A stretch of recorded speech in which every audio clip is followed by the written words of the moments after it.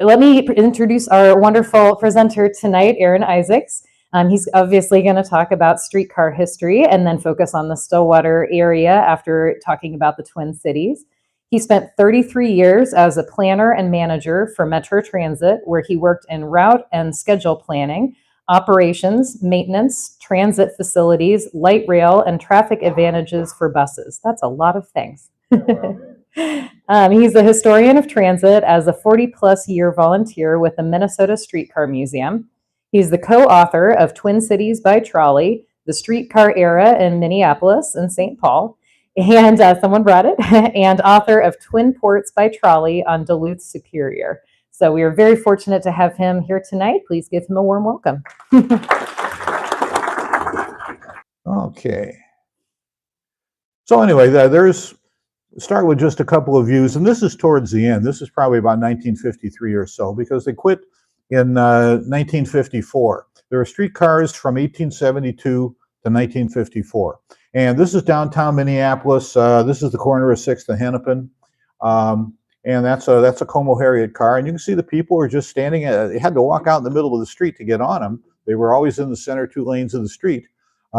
It was illegal for an automobile to pass a streetcar because you might plow through the people. But there's a little yellow sign, a vertical sign there. Right. There we go. This little thing. And it says safety zone. And that was an effort of the cities to put up a sign that might keep the people safe. I don't know if it did or not. Okay, so that was downtown Minneapolis. This is 7th and Wabasha in downtown St. Paul, which was another really busy spot. If you see that guy on the left with a necktie and all and a conductor hat on, he's the inspector, the starter. And there were a bunch of lines across the 7th and Wabasha, and he had a little round-topped hut there, and his job was to try to keep the streetcars on time, answer questions to the public, detour them if they needed detouring and all. So the question to ask is, why in the world were there hundreds of miles of railroad track that ran down the middle of the street, which would seem to be a bad idea, to put trains in the middle of the street? And there's a reason for that. This, by the way, is Central Avenue Northeast at 7th Street Northeast. So that's the Central Avenue line going straight ahead and the Monroe line going to the left. You look out there in the distance, remember those big natural gas holders you see around town? There's one of them. You can see right over the street. Well, what it goes back to is the early kind of the mid 1800s. The Industrial Revolution comes along in the early 1800s. And if you've ever been to any one of the colonial era cities, like the old part of Boston or Annapolis, Maryland, or the old original part of Charleston, South Carolina, you notice they were actually pretty small. They were maybe like a mile square. And you could walk anywhere you needed to go within 15, 20 minutes. So along comes the Industrial Revolution. People start pouring in from the countryside. The cities get bigger and bigger, and pretty soon they're too big for you to go anywhere walking. And unless you were pretty wealthy, you didn't have a carriage or horses or something in the city. You were walking. That was it. And so they came up with something called omnibuses, which was simply big carriages, and you would pay them a fare, and they would travel on a route and take you around. But the streets in most of these places were one of 2 things. They were either cobblestones, which was an extremely rough ride, or they were dirt, which turned to mud anytime it rained. Well, starting in about 1830, the brand new technology was the railroad. And it didn't take anyone too much to figure out that if you had steel wheels, iron wheels rolling on an iron rail, you had a whole lot less rolling resistance. A horse or a mule could pull a lot more, and it was a smooth ride, and you didn't get stuck in the mud. And that led to horse cars. And so horse cars really started appearing in mass in about the 1850s. And thereafter, any place that was worth its salt or thought of it as any kind of a town would have horse-drawn streetcars. In Minnesota, besides the Twin Cities and Duluth, they were in Winona, they were in St. Cloud, Mankato, Brainerd had them, Fargo, Moorhead had them. Guess what didn't have them? Stillwater didn't have them. The reason Stillwater didn't have them was that it was too hilly. And so Stillwater, even though it got pretty big and it wound up, oh, I don't know, 10, 12,000 people, Stillwater was, by about 1890, was the fifth biggest city in Minnesota. Only Winona, Duluth, Minneapolis, and St. Paul were bigger. But it didn't have any public transit because of the hills. So I'll get to that in a minute. So anyway, what you're looking at there is the horse car barn. They still call them car barns. Back then they really were barns for the horses. And this happens to be the one in South Minneapolis at Franklin and Chicago. Chicago was 8th Avenue South back then. And this horse car, the horse car lines wound up building out about 2, sometimes 3 miles from the downtowns.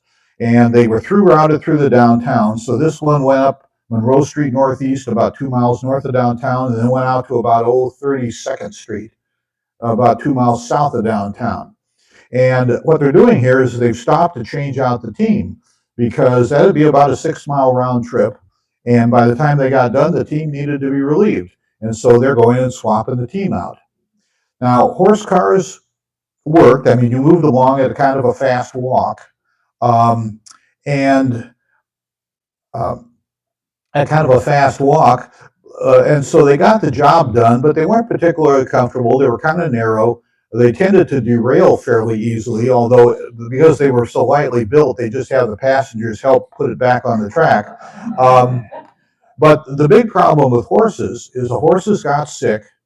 Horses deposited epic quantities of manure on the street, and horses weren't particularly fast. And so all through the latter part of the 1800s, inventors were out there trying to figure out, how do I go and mechanize a streetcar so we get away from horses? And the first obvious answer was the use of the steam locomotive, because by the time you got to the Civil War, the steam locomotive was off-the-shelf, reliable technology. The problem was it didn't fit very well in the city because they were little rolling pollution sources. You know, if you had the washout, it would get all covered with soot. These things threw off sparks that burn holes in your clothes. And the primary thing is they scared horses. Scared horses. And but there was one line that they did build in Minneapolis, and it was a little independent company, first called the Minneapolis, Lindale, and Lake Minnetonka. And it built out Nicollet Avenue from downtown Minneapolis to 31st Street, and then sprouted 3 branches, one of which went to Lake Harriet and was the predecessor of the trolley line that we run out of Lake Harriet now.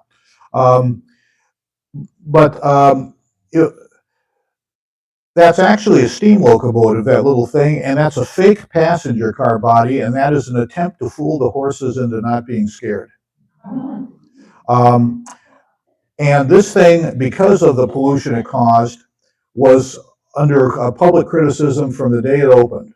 And in downtown Minneapolis, downtown was kind of down towards the river, and what we now think of as the center of downtown, there were big houses and mansions, one of which had one of the Washburns in it. This thing went right by his door, and he actually got the city council to pass an ordinance that they had to stop a block or two before they got to his house and put horses on to take them the rest of the way into the downtown. So anyway, they were really happy when they were able to electrify this. But there was another technology. Have you been to San Francisco, ridden the cable cars up and down the hills? Okay, now that was a bridge technology, and it was created in San Francisco in 1873. And there was a guy who was a wire rope manufacturer, a guy named Halliday. And the story, which may or may not be true, is that he lived in San Francisco and he observed a horse-drawn streetcar try to make up one of San Francisco's steep hills, and the horses slipped and lost their footing, were dragged down the hill and had to be destroyed. And he said, I got to do something about that. That's the story. May or may not be true. But what he did is he came up with the cable car. Now, the cable car was an unpowered streetcar, and there would be a central powerhouse with a big steam engine in it, and then a continuous underground cable several miles long that would run under the street. Now, if you look down there, you can see, let's see, is this thing working? Oh, I know, I got my finger on it. You can see this slot here in the middle of the street. The cable is down there running on sheaves at about 8 or 10 miles an hour. And what the cable car does, there's a guy inside called a gripman. He's got a big lever, if you remember. He's standing in the middle, and he reaches down with that lever, and that grabs the cable and pulls the car along. And it would go 8-9 miles an hour. And if you wanted to stop, you let go of the lever and apply the brake, and you'd stop, and then repeat it to keep going. And about 25 cities said, well, this is better than horses. They were extremely expensive to build and very heavy maintenance, but 25 cities did it, and one of them was St. Paul. And so if you were standing here today, the St. Paul Cathedral would be right behind you. And if you look to your right, this retaining wall is still there. You can see the church with the two steeples down there. That's still there. I forget the name of it.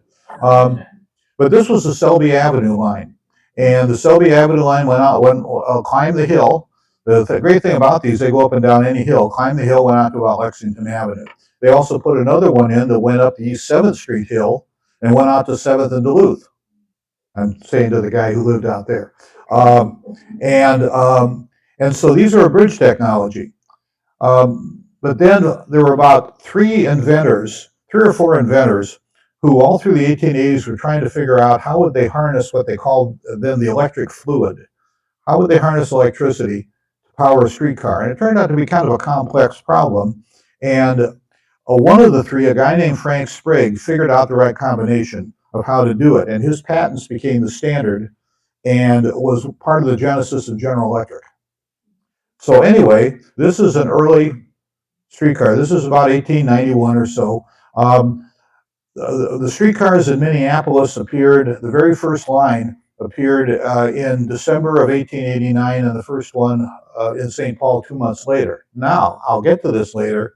The very first one in the Twin Cities was 6 months before that, June of 1889 in Stillwater, before anybody else.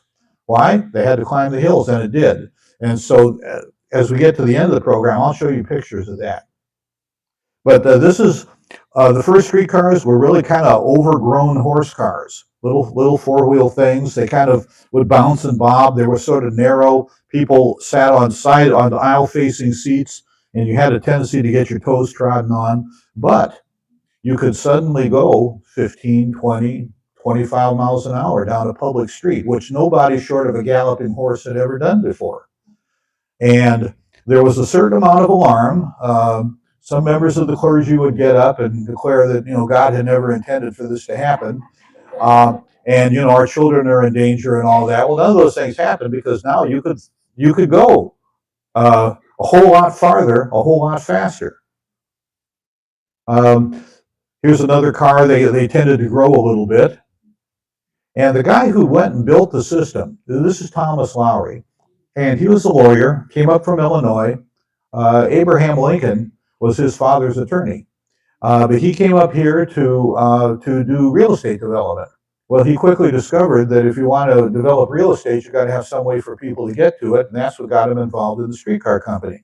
And so he and a syndicate of his friends of his went and took control of the two streetcar companies. There was the one in Minneapolis, the Minneapolis Street Railway, and one in St. Paul, the St. Paul City Railway. And they each had a separate franchise with their city. And at the time, the two cities were not connected by streetcar. They were connected by suburban trains, but they weren't connected by streetcar. And so he went out to raise money, and he kept building the horse car system out. And then as soon as electricity became practical, within 2 years, they had electrified the entire system, other than the cable car that lasted a few years longer. He did all this with private money, and he would make regular trips out to New York to meet with his financiers and get more money to build the streetcar system. Well, in 1892, the financiers said, you would have more luck of this if you took these two separate companies and you merged them into one, and that's what he created Twin City Rapid Transit, known as Twin City Lines. And from there, it just kind of exploded. And so from that time until about 1930, they just kept building track. And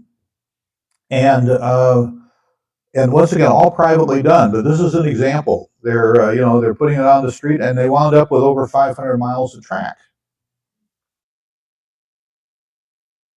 Now, what you saw was the first generation of streetcars, that little thing. Well, they were they were kind of slow, they were bouncy, they were kind of uncomfortable. To increase capacity, they wound up taking all the old horse cars and they would couple them on and make them a trailer. But the couplings were loose and they jarred and everything. Nobody liked them, and so they adopted railroad technology, which is two trucks. Now the trucks are those wheel sets and motors that are under the car. You can see there's a pair of them under each of these. And they went out and they bought some streetcars from commercial streetcar builders, and Thomas Lowry was not satisfied with them. And he said, "This is Minnesota. We have harsh winters here." He said, "I want a bigger, more robust, climate-friendly streetcar." And so starting in 1898, they began building their own. And Twin City Rapid Transit was the only streetcar company in the United States, or in Canada for that matter, that built every one of its own streetcars, at least until World War II. There were others who built streetcars. Nobody built them all, and so they were wider. They were more robustly built. They had storm windows that they hung on them for in the wintertime. And this is two of the first ones. This is about 1900. And when the streetcars started, they opened up some other forms of transportation, one of which were sightseers. And from about 1898 up until about 1910 or so, they ran a twice daily sightseer, one in a loop in St. Paul, a loop in Minneapolis. They met at the city limits if you wanted to do both. And these are the sightseer cars, and they're at Mounds Park in St. Paul. The other thing that happened was people discovered that you could go and charter a car and have a trolley party. Because before, there had never been a vehicle that was big enough or comfortable enough to have a really big party. Well, here, these things held 50 people, and they were lit up at night. They'd put a band on. They'd go to Cole Park or they'd go to Lake Harriet. Sometimes they'd just take a tour of the city with the band playing. It turned out I wound up doing research in the society page, the women's pages of the old newspaper, and they would announce these things. On such and such a date, Mrs. So-and-so, or such and such an organization is having a trolley party, and this is what we're going to do. Church groups did them. And so it was a fad created by this form of technology. So they built these streetcars for 20 years, up through 1917. And they kept kind of refining them, but they were the same basic thing. This is a picture over at the Snelling shops. The Snelling shops were where they went and they built the streetcars, and that's where the soccer stadium is today. By the way, the land is still owned by Metro Transit. Metro Transit is the old streetcar company. It just went to public ownership in 1970. So when they wanted to build the soccer stadium, they were looking for a piece of land, and Metro Transit says, "You can't have it, but you can rent it. We might need it. We might need it someday." So anyway, they had saved the first St. Paul horse car from 1872, and they have it posed with their latest one, showing that it's from 1 horsepower to 200 horsepower. And unfortunately, that little car was in a wood shed in the back of the complex, and the shed burned down in 1925, so they lost it. So, big operation. Well, electrically powered, you got to get electricity from somewhere. So this is the steam plant called the Main Steam Station. Now this thing is still standing, looks a little different now, but this is the power plant that's at the east end of the Stone Arch Bridge by St. Anthony Falls in Minneapolis. Still there, it's working for the University of Minnesota. They also had a hydro plant that's just out of the frame to the right, below the falls, and another hydro plant that was above the falls on Main Street. The one above the falls is still there and still generating electricity for Xcel. And that's how they went and powered the streetcar system. They had underground conduit that went all over the city. When it got into the suburbs, it went cross country. The one to Stillwater went cross country through Roseville and Maplewood and wound up at Willerny. And then there were substations all the way to Stillwater. They had office buildings. This is the office building at 11th and Hennepin, their headquarters in downtown Minneapolis. They had another one at an intersection that doesn't exist anymore, College and Wabasha, which is now, that's where I-94 is, in front of the Capitol. And they went and built multiple generations of streetcar barns. Well, the first ones were wood. So you got electrically powered streetcars in a wood building, and guess what happened? They burned down. So starting in 1907, they went and they built about 6 of them with fireproof materials. And so this is the Snelling station. This is Snelling University. The angle here, that's, yeah, that's University Avenue. That's Snelling right there. And this was the biggest, but they were built on this kind of a standard floor plan. And you can see the yard full. And by the way, this photo is taken from up in a tower at Montgomery Ward. Remember Montgomery Ward? And so the same photographer now has just aimed his camera to the left. Whoops, yes. And there's Snelling Shops, which was right behind Snelling Station. So they ran the day-to-day operation for most of St. Paul out of Snelling Station. And then the shops, this is a streetcar factory. Their first streetcar factory was over at 31st and Nicollet in South Minneapolis. They built 500 cars there, and then they went and built 700 cars here. And this is where the soccer stadium is now. And they could build anything.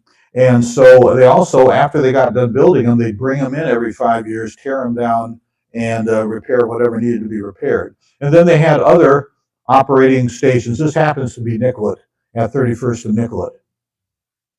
So it was a big system. This is 1909, and you can see it covers the entire metro area. It goes all the way out to Lake Minnetonka on the west, goes all the way out to White Bear Lake, Stillwater, and down to Bayport. Through North St. Paul, goes to South St. Paul and Inver Grove, Columbia Heights, Robbinsdale, St. Louis Park. And in addition, not shown, well, actually it is shown here. There's another little line going up here. There was an independent company called the Minneapolis and Cayuna Range that used the 2nd Street Northeast line to get to downtown, and after it went off on its own tracks, it went all the way through Coon Rapids to Anoka. It never did get to the Cayuna Range. In the other direction, the line that went down to South St. Paul, there was an independent company called the St. Paul Southern, and it went down through Pine Bend all the way to Hastings. And so if there was a developed area, basically within Twin Cities, you could get there by streetcar. And this is 1909. The system within the cities filled in as neighborhood development happened. Streetcars were basically a regulated utility. They had a franchise with the city, and there was always kind of a tug of war between the city and the streetcar company as to where and when lines would be built. The city had the goal of getting a streetcar stop within a quarter-mile walk of every resident, and they came pretty close to that. But what they wanted was the streetcar company to build out ahead of development. And the streetcar company wanted to wait until at least some development got out there so they'd at least make a little money, because there was no subsidy for public transit back then. They were dependent on the fare box revenue. So it was always kind of a push and pull, but the cities got covered with streetcars. And of course, you had the lines. Now, the long lines, here we are down at Main and Chestnut in Stillwater. And I'll talk more about this as we get later. But they not only built the line out from St. Paul, they built 3 lines within Stillwater and Bayport just to get people around. And I'll describe that more later. Now, they built the line out to Lake Minnetonka. The other thing, once they built way out in the country, and this was common for streetcar companies all across the country, they needed something to stimulate ridership, so they would create amusement parks, concert venues, picnic parks. There were like 400 of them around the nation as traffic generators that were either owned by and operated by the streetcar company, or definitely there was a partnership there.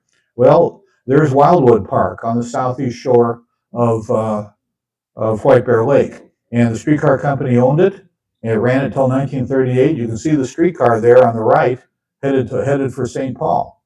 And they would, on weekends, they would have groups of 4 streetcars at a time going out there, running every 15 minutes out from St. Paul to get out to Wildwood for the fun. And they had a line from Stillwater to Bayport, and it went right to the door of the prison.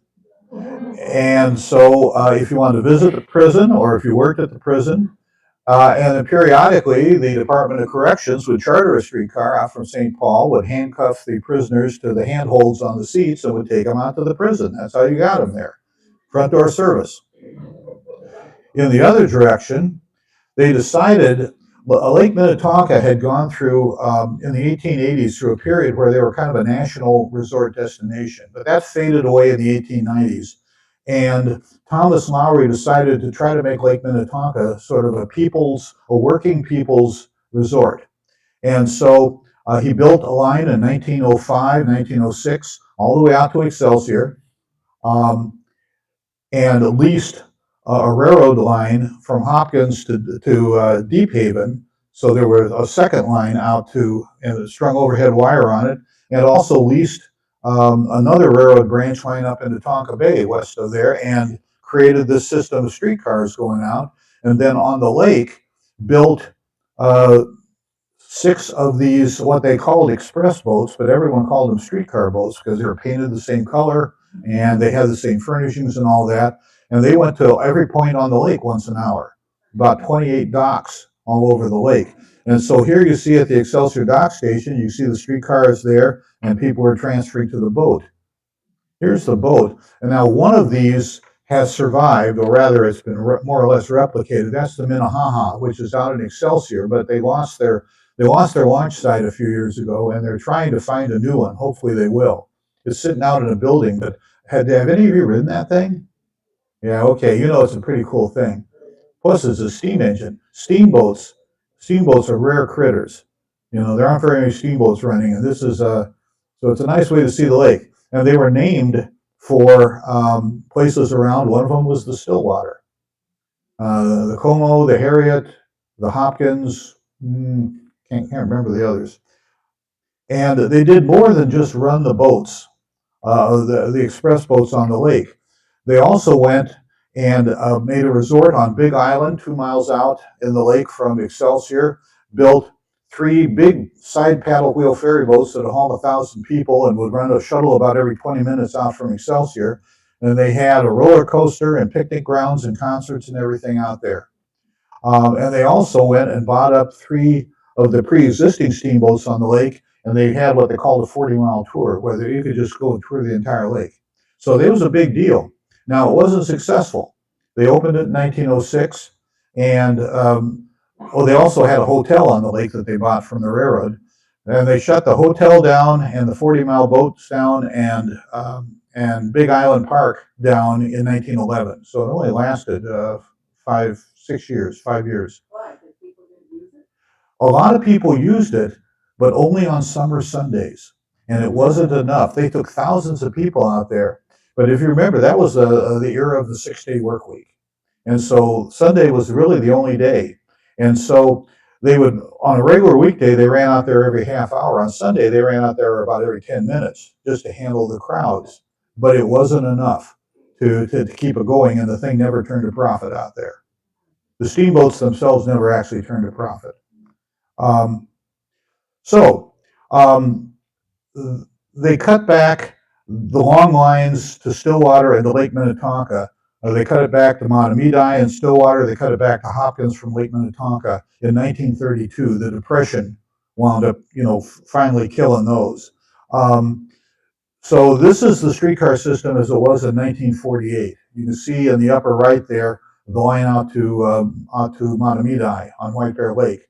The Hopkins line just is off the map. The red are streetcar lines, and the green are buses. Now people think there were streetcars and then there were buses, and that's not really true. Buses started appearing just around World War I, just after World War I. Now what happened was people got in their automobiles, and people started getting automobiles, and they're driving down a street that had a streetcar line, and they see there's people standing at the corner, and the guy driving the automobile thinks, well, I could just pull over and say, hey, give me your nickel fare, and I'll take you, down the road. And those were called jitneys. And jitneys suddenly, about 1918, 1919, just proliferated and were stealing the ridership from the streetcar company. The streetcar company cried foul. This happened all across the United States. And the city council said, yes, you're right. You've got a franchise to do transit. These folks don't, and they outlawed jitneys. Well, come about the early 1920s, and automotive technology improved, and suddenly buses appeared. And this was a case, once again, of technology outrunning regulation. And so what you're looking at, this is University Avenue, just east of Fairview in the St. Paul Midway. The purpose of this is actually during World War I, and the purpose of this was to sell Liberty bonds. You can see that billboard up there. But see that little bus there? That was one of 3 independent bus lines that were running between the 2 downtowns on University Avenue to compete with the streetcars. Well, Twin City Rapid Transit took a different tack. They said, we're not going to try to get them deregulated, we're going to buy them out. And so they bought them all out and continued to run a bus because the buses were making limited stops. They were only stopping about once every mile. And so they were faster than the streetcar. They still needed the streetcar to serve all the local stops, but they layered the bus service on top and the streetcar company ran it. And so starting in 1924, they went up and bought a whole bunch of the bus companies, including in the suburbs. And because they had discovered that, you know, if you had a light market, like a light crosstown route or out into the suburbs where ridership was kind of sparse, it was too expensive to put tracks out there, but you could put a bus out there and you could call some people. So bus had its role. One of the first bus lines that wound up in competition with them and eventually took over was the line out through Lake Elmo on Stillwater Boulevard. And this is it. This is after the streetcars had quit. But here it is coming down the 3rd Street Hill. You can see the big church up at the top of the hill there. We're down about Chestnut Street. And so they had buses that they ran that went out to Lake Elmo, went out to Lake Minnetonka, went all over the place in addition to the streetcars. Now the streetcars were still carrying the vast majority of all the passengers. But along comes the Depression, and ridership had actually declined all through the 1920s, even though they increased the mileage, track miles, by about 1/3.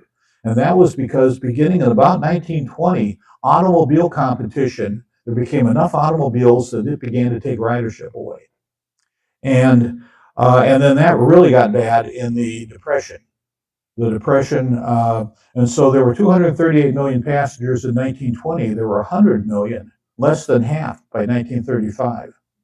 And so now they said, you know, we think we need to convert some of the lighter city lines to bus. And so here's the first one, the Kenwood-St. Louis Park line.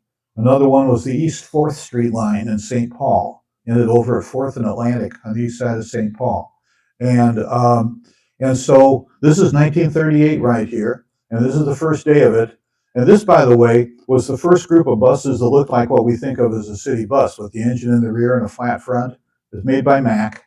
And so going into World War II, buses were about 10% of the ridership, and streetcars were still 90%. Now, World War II comes, and with it, gas rationing. You can't buy a new automobile, tire rationing. Ridership goes through the roof, just doubles. Now they had 1,100 streetcars back during World War I. Now they only had about 790. And so the streetcars are getting super crowded. Well, they put as many of them out as they could, but they went and got a hold of like 90 more buses. And so by the time the war ended, another 5-6% of the ridership was on buses. And they had to, you know, the buses could go where the streetcars weren't. And an example was the New Brighton Arsenal, which was a big ammunition defense plant. It's in Arden Hills now, but that's this big area that Ramsey County and the city of Arden Hills have been fighting over how to redevelop that now that they've got the cleanup done. But this is the shift change. The day shift buses ran out from Minneapolis and St. Paul and and you'll notice it's all women working in the defense plant. And now this is the day shift getting off, and these buses have delivered the evening shift. After the streetcars went away, subsidies for public transit became possible, and even though streetcars cost more to operate than buses, and all across the United States, streetcar companies converted to bus because they had to stay in business, because somebody else was maintaining the road and paying for the road. The streetcar company had to maintain its tracks, had to maintain the overhead wire power system, and under their franchises had to plow the streets they ran on for no compensation, or if it was a dirt street, they had to sprinkle it, had to pay for the 2 lanes, they had to pay for the paving in the track area. Buses didn't have to do any of that. So there was a huge incentive. Well, light rail is back, and what I want to point out here, and this, by the way, this is the line out to Hopkins, and you're in Edina here, and you're looking out over Meadowbrook Lake. Meadowbrook Golf Course is kind of off to the right there. And the difference between a streetcar and light rail is a streetcar, if it's running in mixed traffic, stop at every block or two. But the same vehicle is light rail if it has its own reserved right-of-way and is stopping less frequently. And so these long suburban lines, like out here and out to Lake Minnetonka, this really fit the definition of light rail, even though it looks like a streetcar. And just to show you how everything old is new again, here's Minneapolis City Hall with the University Avenue streetcar in front of it, and now today with the light rail train in front of it in exactly the same place, doing exactly the same thing. The Green Line to St. Paul is almost exactly the original streetcar line. Matter of fact, when they were going to build it, University Avenue in St. Paul had been completely rebuilt by the Highway Department, because it was Highway 12 back then, on the St. Paul in 1948, only a few years before the streetcars quit. And so the planners and engineers, when they were going to build the Green Line, they actually went and dug pits to see what kind of shape the track was in. They thought maybe it was usable. The answer was there had been too many years of salt and stuff, and it wasn't. But they were thinking about it. Okay, so the streetcar company went places. Went to the State Fair. And so here we are on the Como Avenue side of the State Fair. If you walk in today, the grandstand looks just like that. As a matter of fact, one of the cool things, you see the letters up on the top, and they would put on these spectacles. This says War of Nations tonight. I have another picture where it says the burning of Rome. And by the way, if you go out there today, I don't know if it's exactly the same letters, but it's the identical font. Big letters up on them. And so they had this big streetcar terminal, and to the right of the group photo, those are all the streetcars for St. Paul. To the left are all the streetcars for Minneapolis, and this thing went in almost to the base of the grandstand ramp. Where the DNR building is today, that was streetcar at the time. And so this was a huge event. And the cars came from all over the metro area. A little bit about working for the streetcar company. It was one of those jobs that it definitely, the work hours were long, the pay wasn't that great, but you were in a uniform, you were driving a big piece of expensive machinery, you were in a clean working environment, and it had a certain amount of prestige. And I cannot tell you the number of Scandinavian and German immigrants who worked the streetcar system. The place was kind of run by Scandinavian immigrants. And one of the things that we've done, we got from Metro Transit when they computerized their personnel records, we got the old employee appointment cards, little recipe-sized cards that went all the way back to 1891. And they donated it to our museum, but we in turn donated it to the Minnesota Historical Society because they're a great resource for genealogy. Because you can find, if your ancestor worked for them, there's a card for them with kind of basic information. But they were in 6 different alphabets, one for each of the streetcar barns, and so me and another guy went over and spent months re-alphabetizing it into a single alphabet, and I have never seen so many Scandinavian names. You know, Axel A. Olsen, Axel B. Olsen. And I remember when I came to work and there were still old Twin City Lines guys, you know. The head of St. Paul Street Operations was Peterson. The head of Minneapolis Street Operations was Sorensen.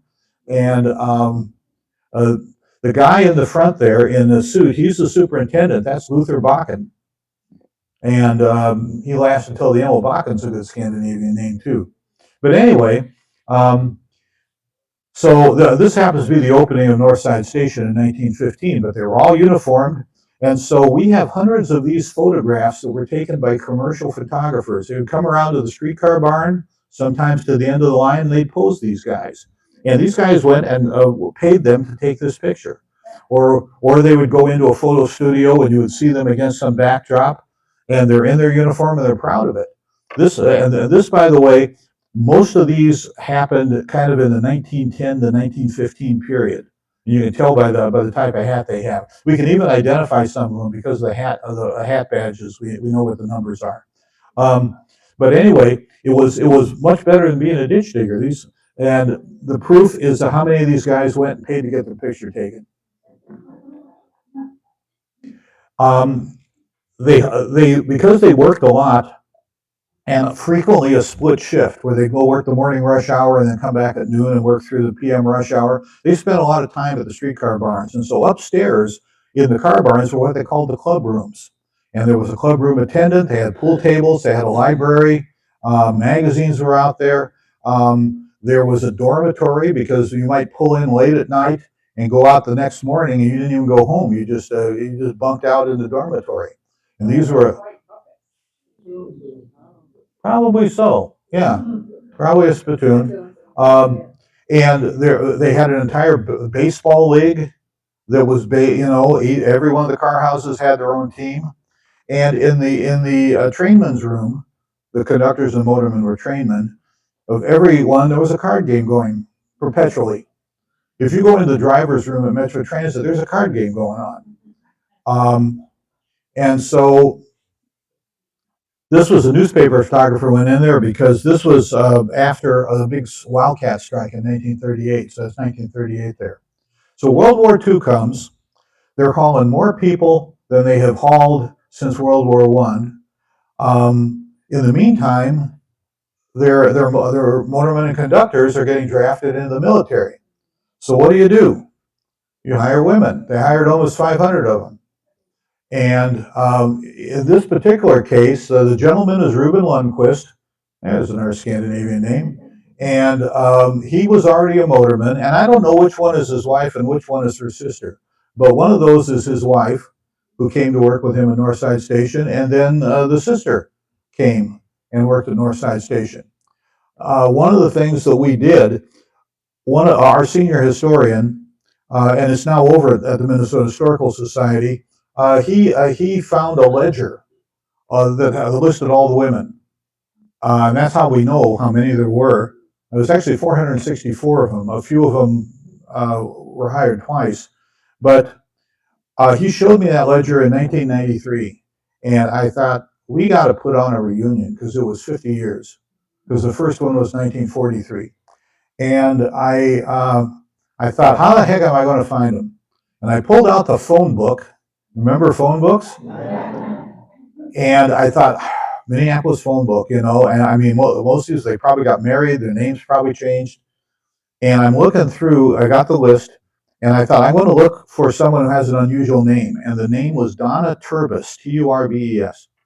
And I looked in the directory, and down in Burnsville, I found a Donna Turbis. And I thought, there can't be two of these. And I call up, and an elderly woman answers, and I'm thinking, cool. And I said, I got a question for you. I'm with the Minnesota Streetcar Museum. I'm looking for Donna Turbis. Oh, she's not here right now. Well, do you know, did she drive streetcar in World War II? Well, yes, and so did I. It was her sister. There were multiple pairs of sisters that did it. Well, to make the long story short, Metro Transit went and put their ad agency on this. And the labor union went, because it's the same labor union as it was back then, and they publicized it. And we got 45 of those women down there, and we gave them a streetcar to drive. They all remembered how to do it. They brought photographs. One of them was blind, but she still did it. And we actually found 75 of them in all. Matter of fact, I'm going to be. It's at the publisher right now. I finally put together a booklet all about the history of the motorettes. They call them motorettes. They said, I can't call them motormen. So they came up with motorette and conductorette. But anyway, most of them worked for a year or two. The men came back, they quit. 40 of them kept working. The last one retired as a Metro Transit driver in 1980. And but just kind of a cool chapter, Rosie the Riveter on the streetcars. They make the same pay? Pardon me? Did they make the same pay? They made the same pay. They worked under the same work rules. They wore essentially the same uniform. There were no skirts. It was pants. They actually, when they brought them in, initially they had special women's uniforms with a softer hat, a smaller hat, and a tailored jacket, and all. After a while, that kind of stopped, and they were just wearing the same thing the men were. But no, there was. I looked at newspaper stories, in-house publications, and I could find no discrimination of any kind. It was really kind of a cool thing. Now, who they discriminated against were African Americans. They didn't hire an African American streetcar operator until veterans came back from World War II. 1945 was the first one. And it was some guys from the Rondo neighborhood in St. Paul who said, God damn, I fought Hitler. I ought to be able to drive a streetcar. And one of those guys was still working in the office when I hired out in '73. So anyway, other jobs that the employees did, cleaning the streetcars. The second picture there, they're tearing one apart at Snelling Shops for its five-year overhaul. They had track crews, and to repair the track, you had to go and take all the bricks apart. Those big things in the center are called Belgian blocks, and they're like a granite loaf of bread. And every time there's still a lot of this under the street because they just kind of paved it over, but periodically they'll go. Grand Avenue in St. Paul has been getting a treatment here in the last year or so. They mostly asphalted them over, but when they open it up, those blocks just disappear because people love them for landscaping. This is in the power plant. That's the load dispatcher who's making sure the electricity gets to where it needs to be. There's an overhead wire truck repairing the overhead wire. They had a big central stores over at Snelling Shops, and they would send a work trolley out every day with parts and materials out to the streetcar barns. There they are plowing the street. And this is, they had 17 of these big plows with a big wing on them, and most streets they could just plow it in 2 passes. And he will pull the wing in when he gets to this car that's up in the front. But the plows were just a little bit wider than the streetcars, and you know what happens? It snows and the streets get narrower, and they'd come up and they couldn't quite get by. And I've found a St. Paul Pioneer Press newspaper article where they went out with one of these crews. And are any of you old enough to remember bouncing a car? Yeah. Okay, he knows. What they would do when they came to one where they couldn't get by, they go out, dig the windrow out behind, and then, of course, car suspensions were soft. And the guys would get on the front and rear bumper and start bouncing it, and they could bounce it over. I'm glad somebody knows how to bounce a car. You'd be in demand this winter. Okay. And so finally, they had been running the standard streetcars on almost all of the big systems. During the 1920s, bought steel streetcars, replacing, because the Twin City Line ones were wood from the frame up. They just kept running their old wood cars. They missed an entire generation, of streetcars, because they were kind of conservative. And so in the 1930s, the biggest streetcar companies had gotten together to pool their resources to try to find something that could compete with the automobile. And this is what they came up with. It's called a PCC car. It was after President's Conference, the President's Conference Committee of the Street Railways. And these things were fast, streamlined and all. And Twin City Lines finally went and bought 141 of them in 1945. We've got one of these. And it's a lot of fun to run. It's smooth, it's fast, it's comfortable. It's got crank windows that look like they come out of a 48 Chevy truck. So I just wanted to show you those 2 little companies. This is the one that went to Anoka. And there it is up in Anoka, in downtown Anoka. This is the one, that's downtown Hastings. You go out there today, those buildings are still there.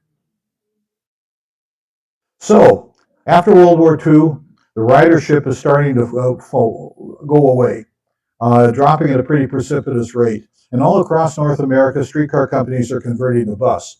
And Twin City Rapid Transit hired a consulting firm before the war ended and said, what should we do? And they said, convert to bus. The streetcar company said, we don't think so. We're going to keep the heavy lines of streetcars, but we will convert the light lines to bus. Well, again, about 1949, and this guy comes along, and he was a Wall Street speculator. He was exactly the same as these hedge fund guys that you find today. And he said, this thing is ripe for the picking because they've got too much physical plant, too many employees, and I can scrap this out and make money. And that's what he started to do. And he pissed off so many people with service cuts that they got rid of him and brought in this bunch, who then proceeded to scrap it. And unfortunately, who you don't see here is the major side. Have you heard the name Kid Can Blumenfeld? Kid Can and his associates in the Jewish mafia in North Minneapolis were major stockholders of this takeover. And what they got for it was they paid kickbacks to these guys you see standing in front of the bus to buy up the scrap material at a huge discount. And also the streetcar company owned a lot of land, and they bought a lot of land at a big discount. And so most of these guys went to jail.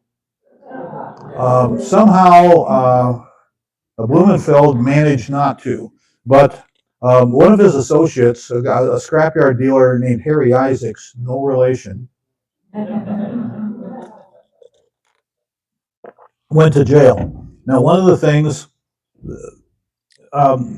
the streetcar company really didn't have enough money to replace their power system, which was obsolete, to buy new streetcars. But General Motors said, we'll finance buses, GMAC. And so they financed 500 buses, and that's what did the streetcar company. So anyway, most of what they had was pretty wore out, but the PCC cars had value, and so 90 of them, including this one, were sold to Mexico City, where they ran until about 1980. They sold a bunch of them to Cleveland, Ohio, where they ran till about 1980. They sold 30 of them to Newark, New Jersey, where they ran until 2001. And that group of cars is still intact, and 11 of them are running out in San Francisco on the Market Street and Embarcadero line. There's one of them running down to San Diego, and there's several of them in trolley museums. So anyway, that's the main part of this. Now I want to talk to you about Stillwater. There's the Stillwater Street Railway. This is 1889. I can see the first one. That's the corner of Chestnut and 3rd. You can see going up behind, there's the steps that go up the hill on Chestnut. And this little company did not last.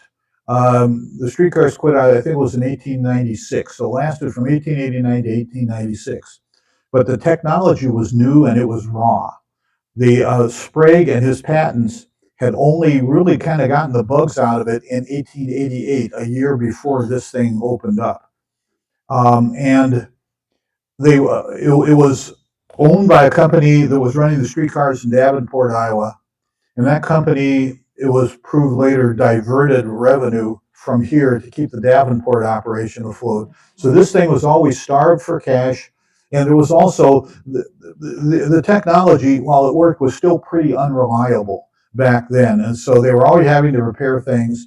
And they were almost never able to keep enough streetcars on to meet their published schedule. The published schedule was 15 minutes on the North Hill line, 15 minutes on the South Hill line, 30 minutes down to Bayport, or South Stillwater as it was called then.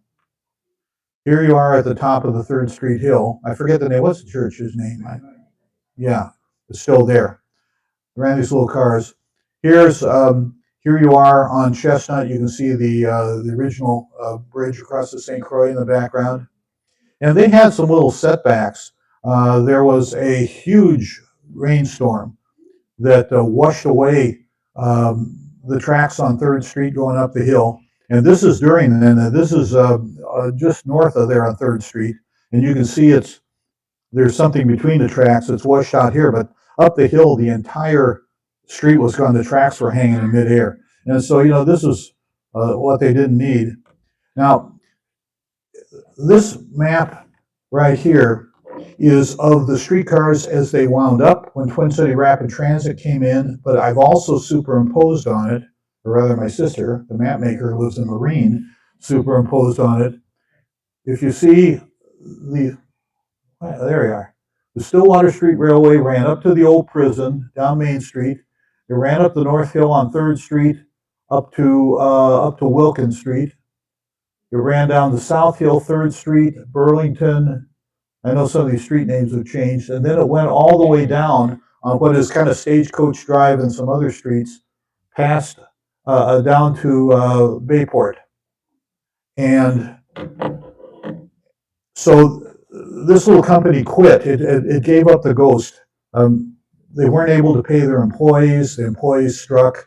And they finally gave up in 1896. Well, now Stillwater, which once again was as hilly and bigger than ever, didn't have a transit system. And so finally in 1899, Twin City Rapid Transit came out and said, we want to build out from White Bear Lake. Now there was another promoter who said, well, I'll build this. And not only will I build out from St. Paul, but I will rebuild the local lines within Stillwater and Bayport. And so the city council awarded it to that guy, because Twin City Lines had simply said, we just want to build out from St. Paul, not build the local lines. Well, Twin City Lines went and behind the scenes said, no, we'll modify our proposal, we'll build it. And they had a whole lot more money and a whole lot more reputation. And so the mayor vetoed the city council action and brought back the Twin City Lines proposal, which was approved unanimously by the council. And in 1899, after about 3 years without streetcars, they rebuilt the whole thing. The only thing is they rebuilt within the within the Stillwater city limits. The extension out to Bayport didn't happen until 1904.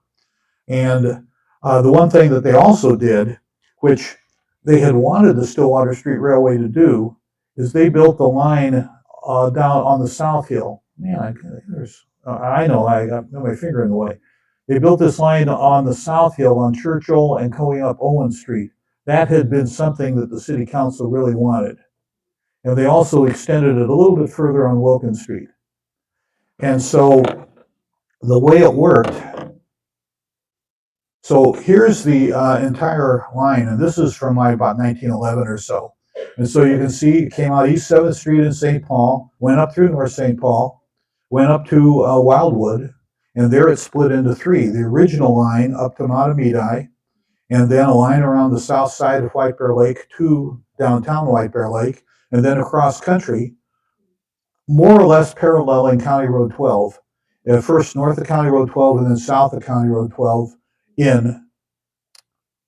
And so downtown, they had the loop they stopped in front of the Stillwater Union Depot. That's the lumber exchange that's still there. And all of the cars, the local cars and the interurbans was what they called the cars to St. Paul, all went around this loop to serve Main Street and to serve the Union Depot. They operated the local lines as two separate lines. There was, the big one was the Wilkins Street in the north, down around the Union Depot and downtown, and then down to Bayport. They ran that as a continuous trip. And then the line around from Owen Street went around and just downtown. And so it took two cars to run the Wilkins Street Bayport line. It took one car to run the Owen Street line. Now what they did, and I'll show that in a minute. Here you are on Chestnut, coming up at about 2nd Street. Here you are looking the other way. It's going up 3rd and Chestnut. Whoop. There you are making the loop on the one block of Main Street. It climbed the hill past the public library on 4th Street. And I don't know if I have a picture of it or not. I think I don't. Where at the base of the steps on Chestnut Street, they put a supervisor, and they had a little hut there, almost looked like a phone booth, and all of the streetcars were timed to connect at 3rd and Chestnut. They all came there at once, and you could transfer passengers. They were also timed to connect up at Wildwood Park so that you could go to White Bear or Matamidi. In addition, it was all timed together. There is a little remnant of that today. If you go up there at the base of those steps at 3rd and Chestnut, you'll see a little bench. And behind the bench is a little retaining wall about this tall. That retaining wall was put in by the streetcar system to provide the space for the guys. I've got a picture. I don't think I included it in this show, but you can see the guy there and you see that little retaining wall. So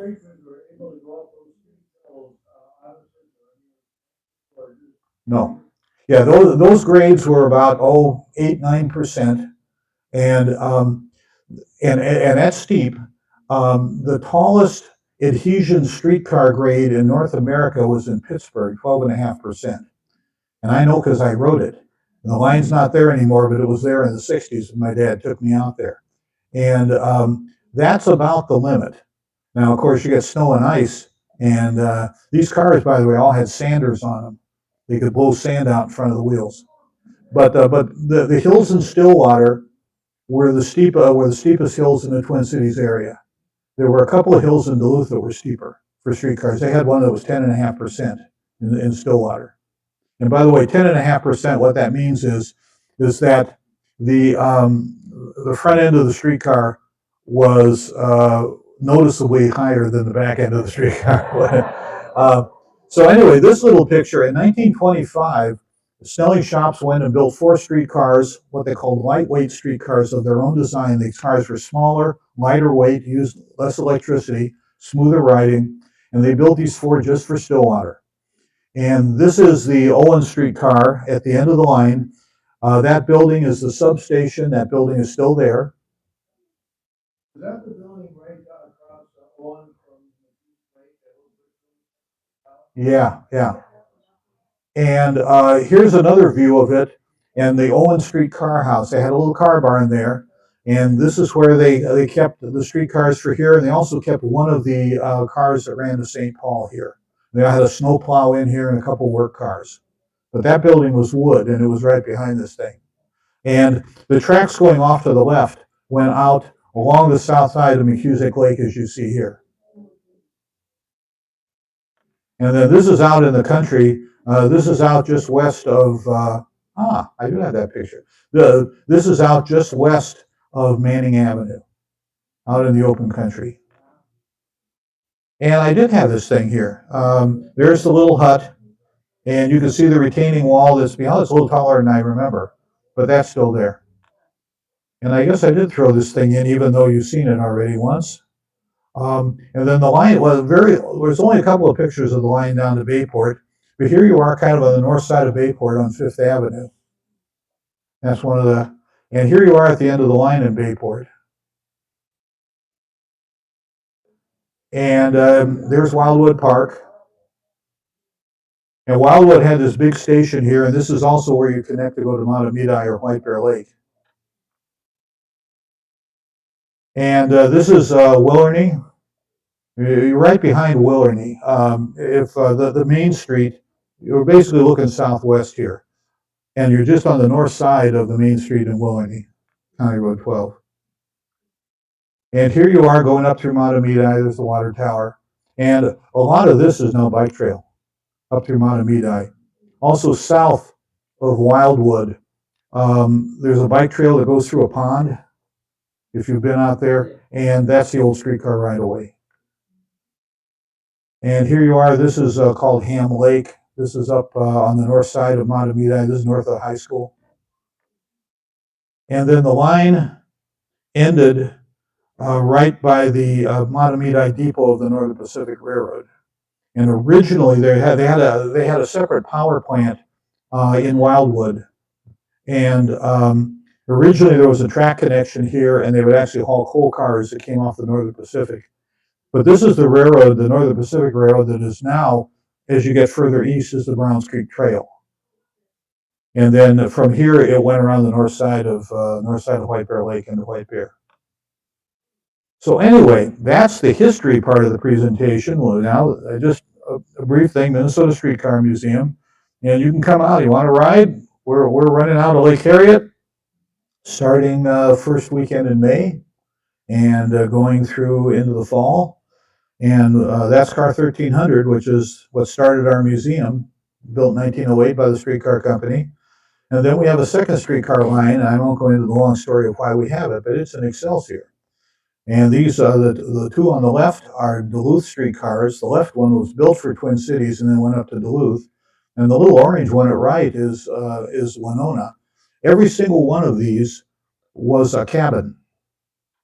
When the streetcar company quit, they would sell you a body without the electrical gear and everything.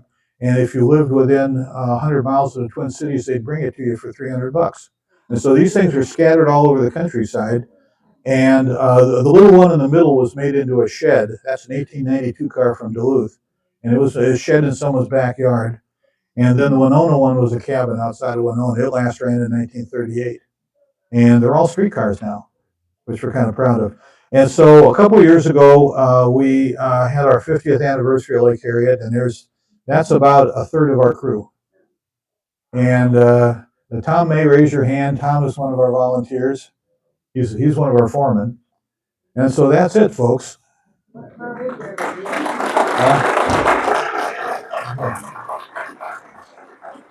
So anyway, I know we got questions, and what they want to do, because we're recording it, where is she? Yeah, she's going to take this microphone around, and so wait for the microphone to come to you, and then when this thing is online, they'll be able to hear what you said.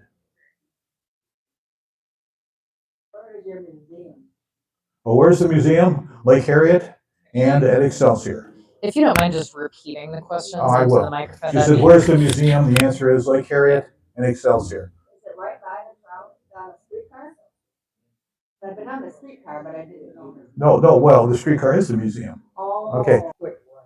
1932. The question was, what year did the streetcar to Stillwater quit? 1932. Yes, sir. How do they distribute the power? It was all direct current, wasn't it? Yeah, the question was, how do they distribute the power? Was it direct current? The answer was yes, 600 volts of direct current. And what they had is they had all these conduits that went out and power lines that went out from the main steam station. And then they had substations that were distributed all over to boost the power. And that's the power was the overhead wire was the positive, and the rail was the negative. And what they did is they bonded the rails together. There'd be these U-shaped connections welded where the rail joints were, and that was the negative to complete the circuit to get the power back to the power plant. How would they boost the power in direct current? You boost it up or keep the voltage up on a long run like out to Stillwater? Rotary converters at the substations. Had these big things that looked like big motors. Yes, sir. Can you give us a short synopsis on the line that went from South St. Paul to Hastings when it started and when it stopped? Yeah, the question was the line from South St. Paul to Hastings. The St. Paul Southern, and I want to say 1910, I think it started. It lasted until, I think, 1927. And it was a victim of the automobile. It was never profitable. There was a building boom of interurban electric railways. They called them interurbans because they went between cities. And the steam railroads had basically built all they were going to build by about 1905 or so. And then along came the interurbans using this new electric technology, and they filled kind of a niche. And there was a huge boom in interurban construction from about 1900 to 1915. Something like 15,000 miles of these things were built all across the United States. And they filled kind of a niche. And the niche was they would stop about every mile for the farmers who could get on. They could haul milk in from the countryside. And unlike a steam train on a branch line, which ran maybe once, maybe twice a day, they ran once an hour. And of course, the technology, there was no steam, no soot. It was electric and clean. And so they had kind of a niche. And they were sort of a bridge between the horse and buggy and the automobile. Yes, sir. I heard that was a great plus for the a lot of workers that live further out than like in South St. Paul. Yeah, that's correct. As a matter of fact, the Packers in South St. Paul didn't have enough people to come anywhere near staffing the stockyards.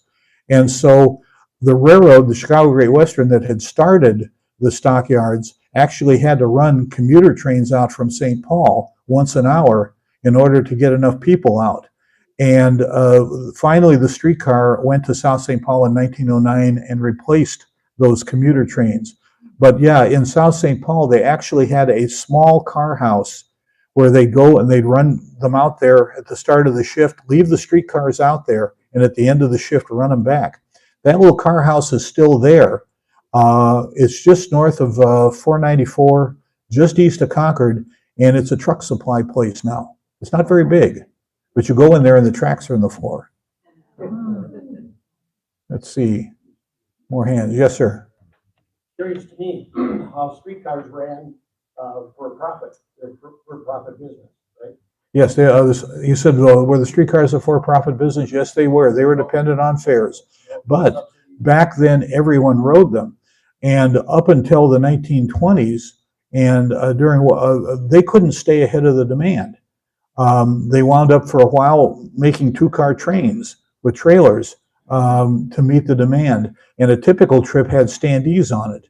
So they were making plenty of money. The one thing, though, that happened was the fare was a nickel in 1872, and in 1920 it was still a nickel. And that's because the city councils would not let them raise the fare. Well, they were starting to get in financial trouble because of the fare. And the only way that it got resolved is they were able to persuade the state legislature to shift fare regulation to the Railroad and Warehouse Commission at the state. And that created enough political distance to actually get a fare increase. Way in the back. Streetcar activity in the Iron Range compared to Stillwater or... He says, how did the streetcar activity in the Iron Range compare to here? The Iron Range, as you know, is a whole string of communities spread out about 30 miles on the Mesaba Range. And so as part of that interurban boom that I was telling you about, a 35-mile interurban was built from Hibbing through Chisholm, through Mountain Iron, through Buell, through Virginia to Eveleth and Gilbert, and in 1910. And it lasted until 1927, like the St. Paul Southern, and it tied the Iron Range together because before there was like 2 trains a day. And as a matter of fact, it created a baseball league because for the first time, they could travel conveniently because this thing ran once an hour between all the range towns. And so they started up a baseball league. They also started up a bridge club on the range. I found this in newspapers where they would then have moving bridge tournaments up and down the range, which they couldn't do before.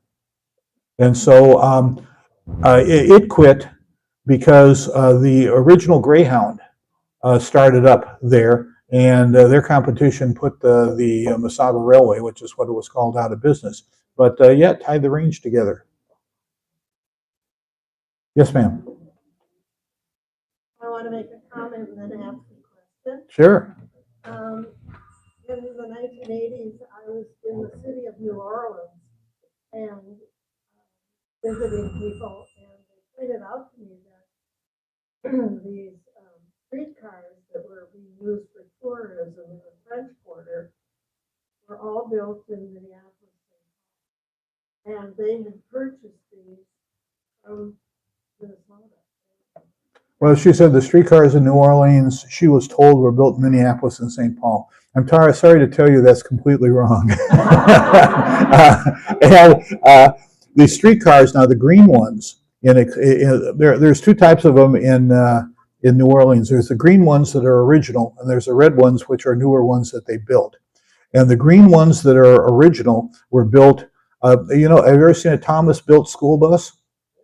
That's the previous company was Pearlie Thomas in North Carolina, and Pearlie Thomas built the green streetcars in New Orleans in the 1920s. Now, they built replica streetcars And a lot of those, I think, came out of Gomeco, which is a company in Iowa, in northwest Iowa, that is building streetcars of all things. And they build a lot of them in their own shops as well. But I think that's probably where the confusion comes in, because there's some or came from Iowa. Okay, well, I do own a postcard on the back that's New Orleans, and the streetcar is red with yellow trim. So Right. The red ones are the new ones that are built to look like the old ones, but they have modern mechanics to them. And then I have a question for you. Sure. Um, I've done some research on the great racing horse Dan Pat. His owner, Marion Savage.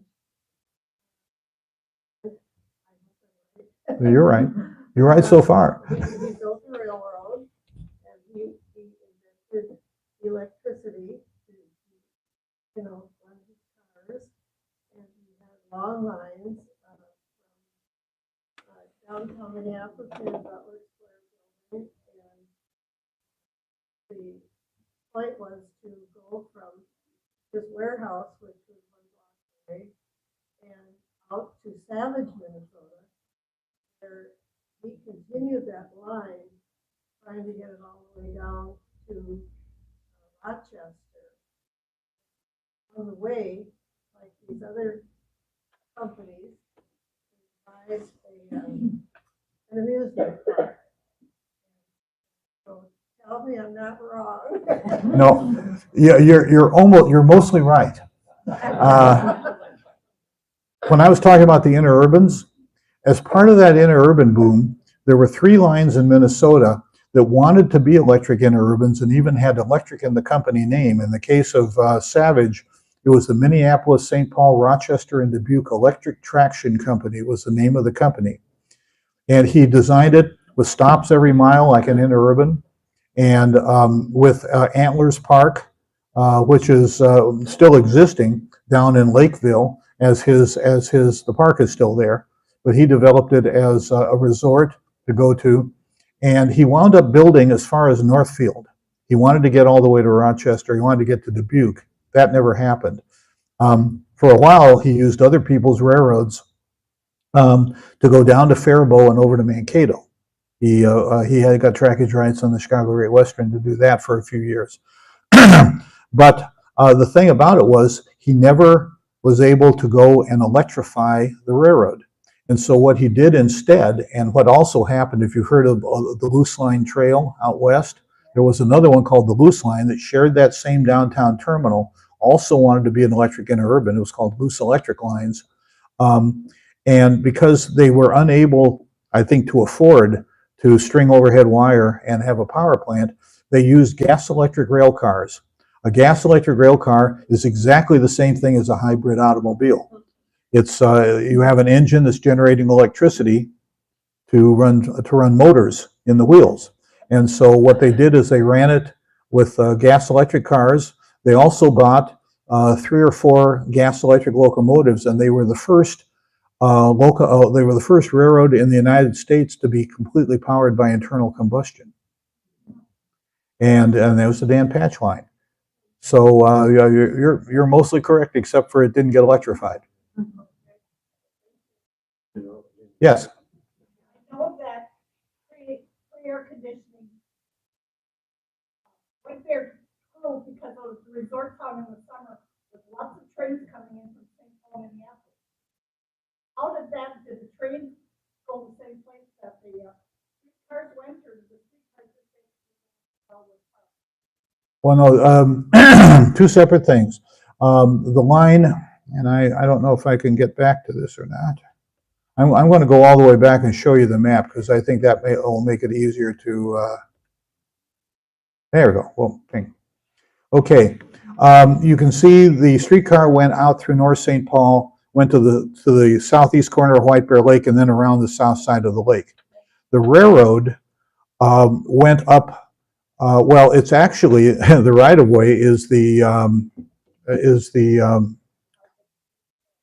what's the name?